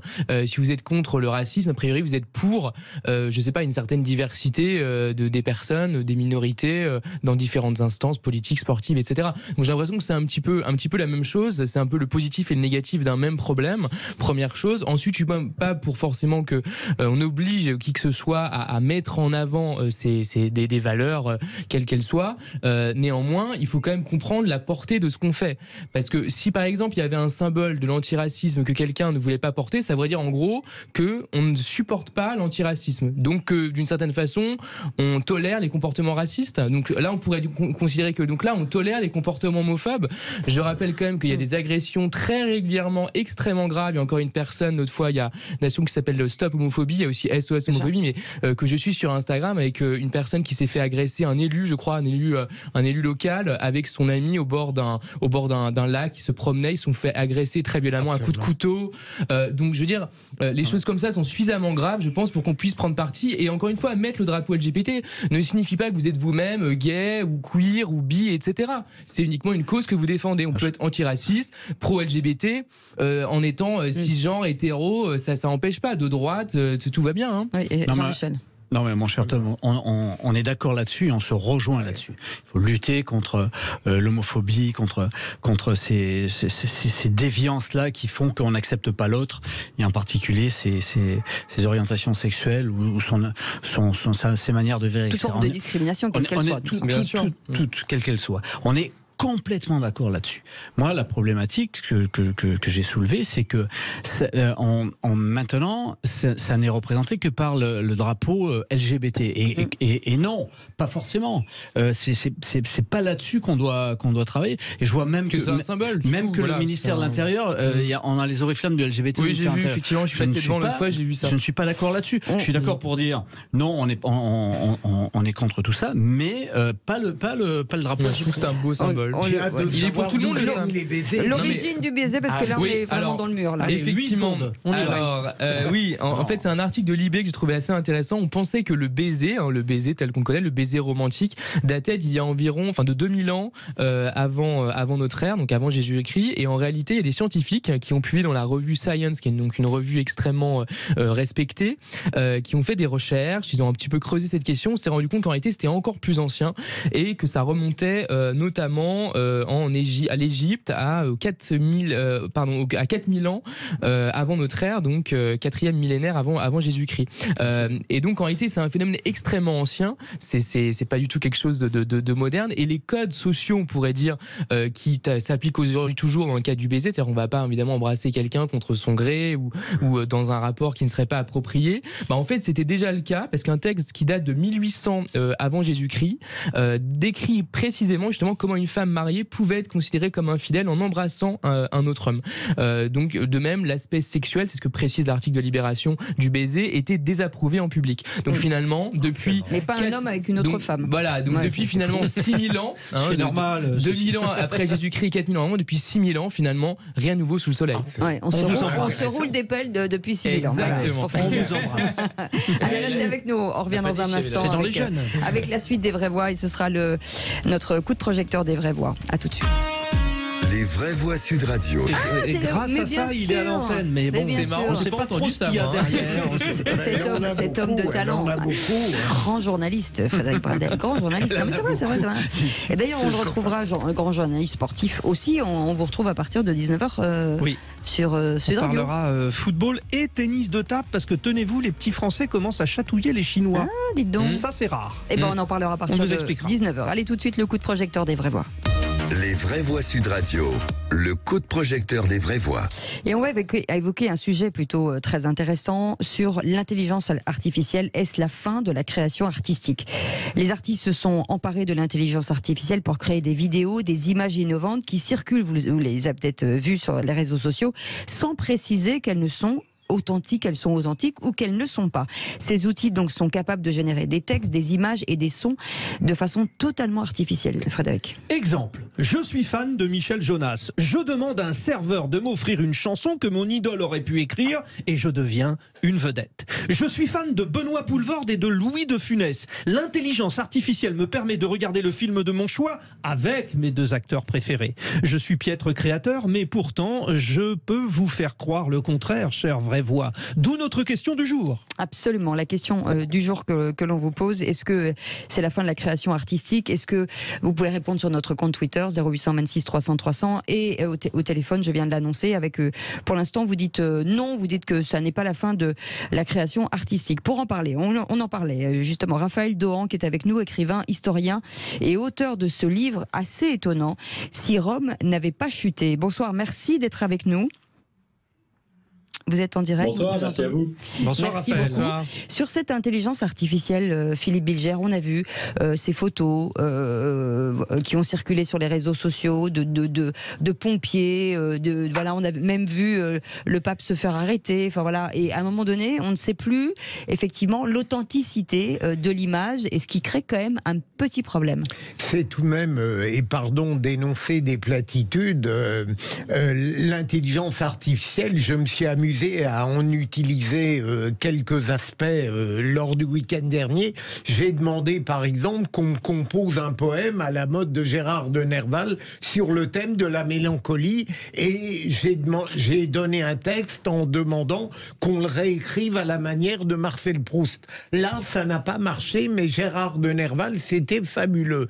Mais j'aurais tendance, Cécile et Frédéric, pour répondre vite à votre question, moi, à tort ou à raison, comme tout profane qui n'y connaît rien précisément, j'ai tendance peut-être à sous-estimer les effets négatifs de l'intelligence artificielle. Je n'y vois que des aspects positifs à partir du moment, évidemment, où elle va être régulée, contrôlée, et où on saura, en effet, comme vous l'avez très bien dit dans votre question, ce qui relève de l'authentique et ce qui relève du fabriqué.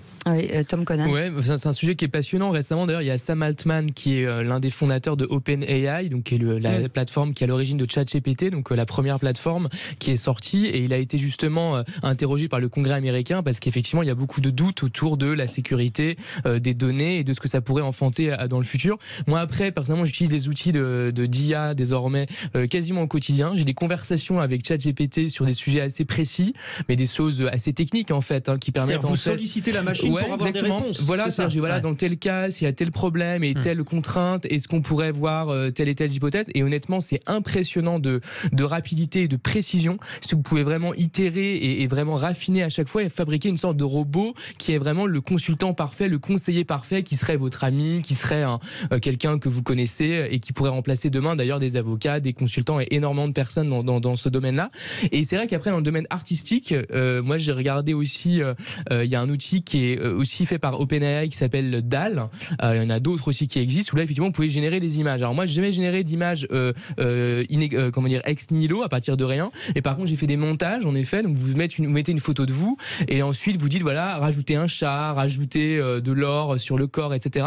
Alors parfois ça marche pas très bien, mais c'est de plus en plus précis. On se rend compte qu'effectivement tout ça va être de plus en plus raffiné, et à Hollywood aussi il y a déjà effectivement des films qui sont en train d'être préparés grâce à ça. Mais de toute façon aujourd'hui je crois qu'il y a près de 30% des startups financées dans la Silicon Valley qui sont dans ce domaine-là, donc ça va arriver et c'est pas avec nos petits bras qu'on va arrêter quoi que ce soit. Jean-Michel Fauvergue, l'ancien policier que vous êtes, c'est compliqué, ça fait peur quand même. Oui, moi je suis inquiet face à ça, d'une manière générale. Alors, Tom a cité quelque chose d'intéressant, c'est-à-dire quand on cède de l'outil pour compléter son travail personnel, oui, bien sûr que c'est une bonne chose, bien évidemment, et ça va aller plus vite, etc.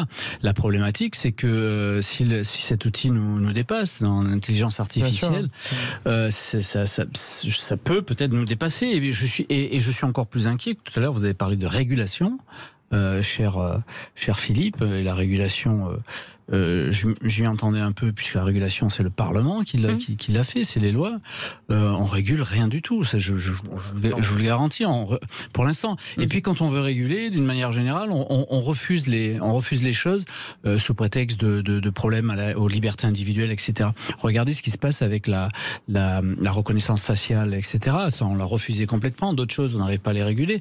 Je vois mal comment on va évoluer de l'un à l'autre. Et puis de toute façon, on est dans une économie mondiale, on est dans une évolution mondiale, même si nous régulons à notre niveau, même si l'Europe, qui a mis du temps à réguler les données personnelles, régule, on sera face à d'autres. Nous allons voir notre invité. On revient avec vous, les vraies voix. Mais Raphaël Dohan est avec nous. Donc, vous l'avez dit, Cécile, auteur du livre Si Rome n'avait pas chuté. Raphaël Dohan, d'une certaine manière, vous avez montré l'exemple. C'est-à-dire que vous créez, vous écrivez un livre avec l'aide d'eux pour bien montrer qu'il faut s'en servir et non pas le subir. Oui, absolument. Moi, je suis d'accord avec les autres intervenants sur le fait que c'est un outil d'abord. Il ne faut pas oublier que c'est un outil et que donc on peut s'en servir, on doit même s'en servir si on veut essayer de faire des choses nouvelles avec, essayer d'être plus productif ou plus créatif. Et en l'occurrence, le projet que j'avais, c'était de faire un livre en fait qui n'aurait pas pu être fait sans l'intelligence artificielle, à la fois pour le texte, parce l'intelligence artificielle a donné des idées que je n'aurais pas eues autrement. Donc là, il s'agissait d'imaginer ce que le monde serait devenu si Rome avait connu la révolution industrielle dès l'Antiquité. Et aussi pour les images, puisque ça permet de voir des visions un peu de ce monde parallèle, alternatif, d'une manière quasiment photoréaliste, qu'on ne pourrait pas avoir dans un livre si jamais je l'avais fait par les moyens traditionnels. C'est très clair que ce livre, en fait, n'aurait pas pu exister autrement. Et je trouve que la créativité qu'on doit chercher avec l'intelligence artificielle, c'est précisément de nous augmenter, en fait, d'aller plus loin que ce qu'on pouvait faire avant, et peut-être d'inventer de nouvelles formes ensuite artistiques, créatives, culturelles. Un peu comme d'ailleurs dans l'histoire, les innovations technologiques ont toujours aussi contribué à faire inventer de nouveaux styles, de nouveaux genres artistiques, de nouvelles créations. Mais Raphaël Dohan, moi j'ai juste une question simple. Où sera la vérité en fait? Où est la vérité? Alors, bonne question. Moi, je ne suis pas très inquiet sur notre rapport à la vérité du fait des IA génératives, parce qu'aujourd'hui, en fait, une photo, on peut très bien la retoucher. Et ça fait depuis l'invention de la photographie, en fait, qu'on sait retoucher des photos. Donc, on a déjà des fausses images qui circulent sur Internet. Simplement, la plupart des gens ont tendance à croire que les photos qu'il voit sont vraies, parce qu'il y a plutôt peu de fausses photos par rapport aux vraies photos. Mais avec les IA génératives qu'on voit arriver aujourd'hui, demain, il y aura peut-être sur Internet 90% d'images qui seront faites par intelligence artificielle et qui sont donc fausses. Et les gens le sauront, en fait. Tout le monde saura que ce qu'on voit un peu partout sur Internet et dans le monde numérique, ça aura été généré, synthétisé par une IA. Et donc, en fait, je pense que c'est le contraire. Les gens vont plutôt s'habituer au fait que tout contenu qu'on voit sur Internet, c'est probablement plutôt un ordinateur qui l'a synthétisé qu'un humain qui l'a rédigé. Raphaël Doran, il fallait s'y attendre. Il y a plein de questions. Il y a plein de questions pour vous. Allez, on commence. Philippe Bilger. Raphaël Doran, est-ce que vous ne craignez pas une double conséquence négative? D'abord, le fait qu'évidemment l'intelligence artificielle dans le domaine de l'art va multiplier une série d'initiatives, j'allais dire sans mépris aucun du commun des citoyens, qui prétendront emplir la vérité artistique avec des œuvres qui ne le seront pas, parfaitement artificielles. Et deuxième élément, est-ce que ça ne risque pas, pour le véritable art, de faire disparaître ce que j'appellerais l'étincelle initiale, l'inspiration sublime de la part de l'auteur qui travaille avec ses propres moyens? Alors, je ne pense pas, parce que, au fond, ce qui va toujours compter en dernier ressort, c'est le goût que nous avons pour les œuvres d'art. C'est notre propre sélection, celui du public et celui de l'artiste, qui fait l'œuvre d'art. Au fond, aujourd'hui, l'IA permet d'être peut-être plus rapide, en tout cas plus productif dans la création, mais à la fin, ce que l'IA génère, c'est nous qui décidons d'y voir une valeur artistique ou pas. Et donc, finalement, tout le monde va se retrouver un peu comme un réalisateur de cinéma. C'est très philosophique. Un réalisateur de cinéma ne fait rien lui-même, finalement. Il y en a qui ne touchent même pas à la caméra. Mais il fait travailler des équipes, on lui propose des choses, il fait des choix, il choisit tel ou tel plan, il choisit tel ou tel costume, il choisit telle ou telle ligne de dialogue. À la fin, il assemble tout, c'est lui qui a une vision et qui transmet cette vision. Et à la fin, on dit bien que c'est son œuvre et on n'a pas de problème à reconnaître la valeur artistique d'un film.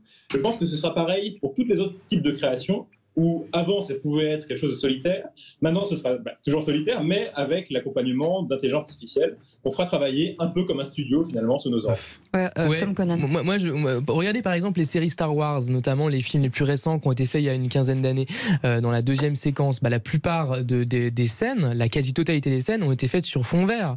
Et derrière, vous imaginez bien que le fond vert, c'est derrière reconstitué pour par pouvoir incruster des ordinateurs justement qui construisent des scènes extrêmement réalistes, qui font d'ailleurs, qui donnent l'impression que quand on regarde Star Wars, on y est vraiment. Alors qu'évidemment, en réfléchissant, on sait très bien que c'est un monde qui n'existe pas. Donc en réalité, c'est pas totalement nouveau, c'est une extension de ce qui existe déjà.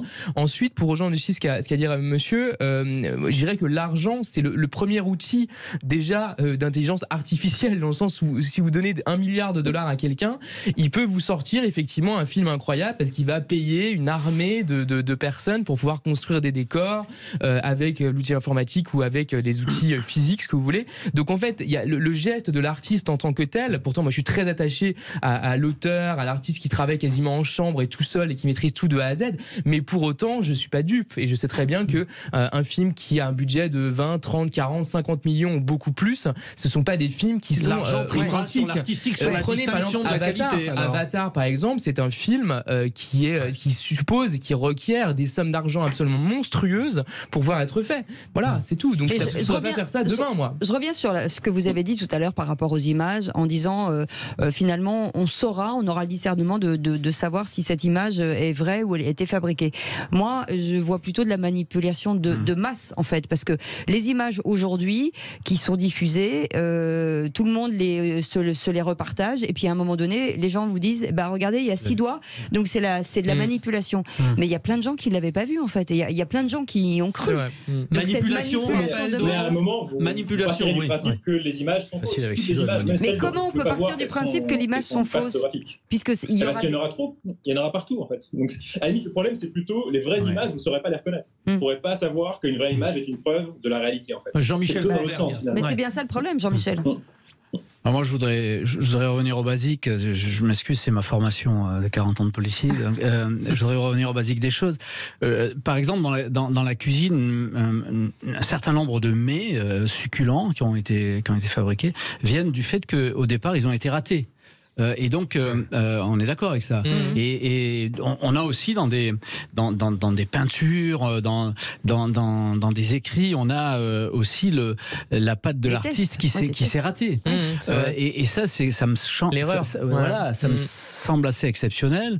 L'intelligence artificielle ne pourra pas le faire, ça. Et donc, on va perdre une partie des choses qui, moi, me semble vitale. Après, je pense qu'on va plutôt repousser plus loin en fait les limites de la créativité, effectivement, et on va exiger plus. Après, il y a un point que c'est l'argent, c'est ce que vous disiez. Mais pour sortir, on va aller au standard très rapide. Pour sortir une seconde de ça, je voudrais quand même dire, ce qui est très important, c'est qu'aujourd'hui, il y a quand même aussi des attentes de l'intelligence artificielle dans le domaine de la santé, notamment pour le traitement des cancers. Sam Altman en a beaucoup parlé devant le Congrès américain. C'est quand même un thème très intéressant. Non, mais c'est très intéressant.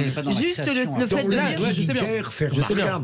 Mais est-ce qu'aujourd'hui. Tout ça est rendu possible par la même technologie. Est-ce qu'aujourd'hui, un artiste qui se sert de l'intelligence artificielle pour créer, est-ce que ça reste un artiste? Voilà, ça sera un média aux gens d'en décider. Voilà, Raphaël Dahan, sur cet exemple qu'on a donné, c'est-à-dire qu'on demande à nous fournir une œuvre qui semblerait être celle de quelqu'un qu'on aime. Je prenais l'exemple de Renaud tout à l'heure.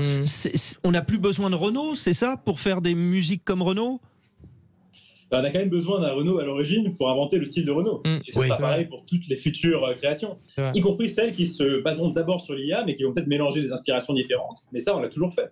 Il y a plein de très grandes œuvres. Je pense à l'Énéide, par exemple, le grand poème romain de Virgile. On a toujours dit dans l'histoire de la littérature que c'est un mélange entre l'Iliade et l'Odyssée d'Homère. Et donc finalement, l'IA aussi fonctionne en mélangeant des inspirations différentes. Et donc on va créer comme ça des nouveaux styles, des nouveaux genres plus tard.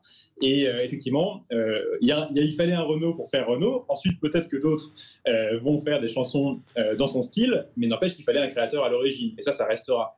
Finalement, le risque, pour moi, le principal risque de ce point de vue-là, c'est plutôt que chacun va finir par avoir des créations, va consommer des produits culturels qui seront personnalisé pour lui, mais à un point qui fait qu'il n'y aura plus aucun référent commun avec les autres. Ça, c'est horrible. Aujourd'hui, on peut parler de nos séries préférées, on parle des films qu'on a vus, etc. Mais ça se trouve, demain, on verra tous des films différents qui auront été faits pour nous. Et là, c'est une perte quand même de commun que je trouve peut-être dangereuse. Oui, justement, on parlait d'encadrement, comment encadrer tout ça, comment le gérer, comment on va faire finalement, parce que ça va être difficile d'y mettre des lois. En tout cas, on a l'impression que ça va partir à volo en fait, et ça va nous échapper. C'est quand même, je trouve que c'est quand même étonnant. Juste un mot, mais je trouve ça quand même étonnant. Le réflexe français et européen, c'est toujours, mais pour n'importe quoi de nouveau, où est la régulation, où va-t-on, etc. C'est normal. Oui, alors on est quand même juste en train de louper le coche potentiellement de la prochaine révolution numérique, comme on l'a fait. Parce que je vous rappelle quand même, on a quand même déjà loupé la première, c'est-à-dire la révolution Internet. L'Europe a quand même loupé l'essentiel de cette révolution, pas parce qu'on a des startups maintenant qui sont très dynamiques avec un président agile, etc. Qu'on l'a pas loupé. Là, tous les mastodontes du web 2.0, comme on dit, sont à 90% non européens. Donc si on va faire la même chose dans l'IA, ça risque c'est un autre type de risque. Vous êtes un auteur, d'accord? L'intelligence artificielle, donc vous vendez ça vos veut pas livres. dire que je trouve va vous voler votre façon d'écrire. Je vois les risques pour autant, mais je pense que en fait c'est tellement déjà. Pas dire ça. Ah non, mais bien sûr, mais c'est tellement. Qu'il faut réguler. Il faut réguler, d'accord, mais je pense qu'il faut aussi surtout déjà investir nous-mêmes dans les industries pour qu'on soit pas totalement dépendant, comme c'est le cas des Américains, des Chinois, comme on l'est sur la totalité du web 2.0, parce que le 3.0 c'est encore autre chose. Justement, Tom, mais effectivement, il y a des risques. Bien sûr qu'il y a des risques. Comment sommes-nous, Raphaël Dahan, sur le marché de cette intelligence artificielle côté européen? Effectivement, on n'est pas très avancé par rapport aux Américains en particulier, qui sont vraiment ceux qui ont fait d'abord naître ces technologies et ensuite qui l'ont déployé récemment avec notamment OpenAI. On est quand même bon par contre dans la recherche. On a des bons chercheurs, simplement ils vont travailler souvent pour des grandes entreprises américaines. C'est ça. Mais on a des très bons chercheurs, donc on n'a pas de problème de ressources humaines finalement. Mais malgré ça, malgré ce retard qu'on a pris en Europe, je ne suis pas forcément inquiet parce qu'aujourd'hui, on parle beaucoup de OpenAI, ChatGPT, qui a un peu un modèle fermé et qui aujourd'hui est prédominant sur le marché. Mais ça ne va pas durer longtemps parce qu'il y a des concurrents, il y a tous les autres GAFAM qui veulent s'y mettre également. Et en plus, il y a aussi ce qu'on appelle l'open source, donc le fait qu'il y ait des logiciels et bientôt des IA qui vont être ouvertes de manière transparente parce qu'elles auront été faites de manière collaborative partout dans le monde, ou par des grands groupes comme Meta d'ailleurs qui s'est engagé dans la voie de l'open source. Et donc, ça fait que n'importe qui pourra se saisir d'un modèle qui sera très très puissant et ensuite en faire ce qu'il veut. Donc, ça veut dire qu'en Europe, peut-être qu'on rattrapera très vite en fait le retard qu'on prend aujourd'hui, parce qu'on se saisira de ces modèles qui auraient été faits un peu internationalement finalement. Pour rattraper notre retard. Merci beaucoup. En tout cas, restez bien chez nous, Raphaël Dohan. Merci d'avoir été avec nous. Ouais. C'était bien vous, hein, Raphaël. On est d'accord. Oui, je n'ai pas fait un hologramme. Et auteur de Sirom n'avait pas chuté, à lire absolument. Vous restez avec nous, on a des réactions. Guillaume va réagir juste sur ce sujet dans un instant. À tout de suite. Les vraies voix Sud Radio, 17h-20h, Frédéric Brindel, Cécile de Minibus. Bienvenue, Philippe Bilger est avec nous, Tom Conan est avec vous, et avec vous aussi, également, bien avec sûr, eux, avec moi, avec toi. Jean-Michel Fauvergue, bien entendu, avec Frédéric Brindel. On est ensemble, lui jusqu'à 19h30, mais moi jusqu'à 19h. Oui, vous partez plus tôt. Oui. C'était complètement passionnant cette histoire d'intelligence artificielle. C'est ça, justement, c'est le but. Ça excite tout le monde. On avait un crack. On avait un crack. Mais on continue d'en reparler ou pas? Oui, parce qu'on a un autre crack, c'est Guillaume qui travaille dans l'informatique. Donc Guillaume qui voulait réagir, notre Guillaume de Cambrai. Et comme dirait Frédéric, ne dites pas de bêtises. Et qui ont été créés par une erreur, comme disait Jean-Michel. Oui, comme la tarte tatin. Est-ce que l'intelligence artificielle, pour vous qui travaillez un peu dans ce milieu d'une manière ou d'une autre, pourrait vous faire peur ? Alors, je vais répondre. Alors, effectivement, c'est mon domaine, donc je peux en parler d'une façon légitime. Il y a deux sujets. En fait, il y a le domaine de la créativité où j'ai pas trop de crainte, si ce n'est que l'intelligence artificielle est basée sur l'acquisition de données humaines. C'est-à-dire que là, à l'heure actuelle, l'intelligence artificielle, si on lui dit que le jaune existe, le rouge existe, pas de souci, elle va le reproduire. Par contre, si on lui dit pas qu'il faut mélanger le jaune et le rouge pour faire de l'orange, elle ne saura pas le faire tant que l'humain ne lui a pas expliqué. Donc là-dessus, j'ai pas trop de doutes. En termes de créativité, on va se retrouver avec des choses qui vont être dupliquées à droite à gauche, qui vont se mélanger. Voilà. Par contre, et là je rejoins Jean-Michel, et il y a le vrai risque qui est pour moi très réel et qui malheureusement on risque d'en arriver là, c'est que la machine va surpasser l'humain sur les domaines de la cybersécurité avec de l'intrusion informatique. Alors je ne vais pas rentrer dans un scénario catastrophe à la Terminator, mais clairement c'est tout à fait possible et envisageable parce que l'humain ne sera pas maîtrisé. La machine sera plus rapide, plus véloce à partir de scénarios bien établis que l'humain aura donné. Oui, mais si on n'a pas de scénario de contre-mesure, l'informatique va prendre le dessus. Alors, et là, même chose dans le risque. Philippe Bilger, même chose dans la santé, dans le domaine de la santé aussi. De verrouiller tous les hôpitaux, avec des gens malades à l'intérieur, par exemple. C'est ce que moi j'appelle le nouveau terrorisme. Exactement. Pardon Cécile, mais la régulation des urgences, par exemple, grâce à l'intelligence artificielle, vous anticipez. Et le monsieur qui a juste un petit doigt tordu, il y va pas. Mais c'est évident que l'intelligence artificielle, aujourd'hui, beaucoup de gens reconnaissent ça, c'est une arme qui va être plus puissante que l'homme. Enfin, une arme, un outil et une arme éventuellement qui va être plus puissante que l'homme. Mais qui est créée dans quelques mois, quand même. Mais bien sûr. Mais à un moment donné, effectivement, il y aura, en fait, actuellement, comme il y a beaucoup d'utilisateurs de ces outils, pour ChatGPT, il y a plus déjà de 100 millions d'utilisateurs qui tous les jours utilisent cela. Et donc, ça nourrit la bête, entre guillemets, comme Google a été nourri. Et donc, ça va être de plus en plus précis. Guillaume, on vous a coupé. En fait, non? Non, mais d'accord, très bien. J'ai une question pour Guillaume. Guillaume, il est dit d'ailleurs qu'il y a une chose que l'intelligence artificielle n'a pas, c'est la volonté. Et l'absence de volonté de la machine, c'est l'idée clé, en fait. Exactement. Je vous rejoins. Au même titre que l'empathie, la capacité de ressentir des émotions, qui fait aussi partie de la créativité de l'homme, toutes ces choses-là, pour le moment, l'intelligence artificielle n'est pas en mesure de réagir d'elle-même, de prendre des initiatives basées sur un ressenti, des choses comme ça. 20 secondes, Jean-Michel. On a aussi d'autres limites qui sont les limites de l'éthique aussi. Je vous donne un exemple simple. 10 secondes. Je vous donne un exemple simple. Nous, Merci beaucoup. Dans les unités d'intervention, on s'est dit à un certain moment, au lieu d'envoyer des gens face à des terroristes, pourquoi ne pas envoyer des robots? On ne le fait pas. Exactement. Alors ça n'a rien à voir avec l'informatique, mais on peut quand même. On ne le fait pas parce qu'on a des problèmes légaux, des problèmes d'éthique, des problèmes de. Voilà, donc c'est sûr. Et la réflexion n'est pas la prise de risque, et la réflexion n'est pas la même. Mais en même temps, ça mériterait d'être creusé. C'est pas le dernier débat sur l'intelligence artificielle qu'on fait. Oui, ça je vous le dis, il y a des trucs à dire. Merci mille fois, Guillaume, d'avoir été notre vraie voix du jour. Et bravo encore, puisque vous avez gagné contre Jean-Michel Fauvergue. Schlossberg. Moi, je dis ça, je ne dis rien. Vous pouvez vous vanter. Vous pourrez vous vanter ce soir. Méfiez-vous. Ouais. Et allez le Cambrésis, allez le Nord. Le mec du raid, je l'ai plié en deux. Merci beaucoup Philippe Bilger, merci Tom Conan, merci beaucoup Jean-Michel Fauvergue, merci mon Fred Brindel de m'avoir accompagné pendant ces 2 jours. On vous laisse avec du football. Oui. Et du tennis de table, on va parler du basket aussi parce que Monaco joue. On a des invités. À tout de suite. Merci les amis, à lundi. Salut.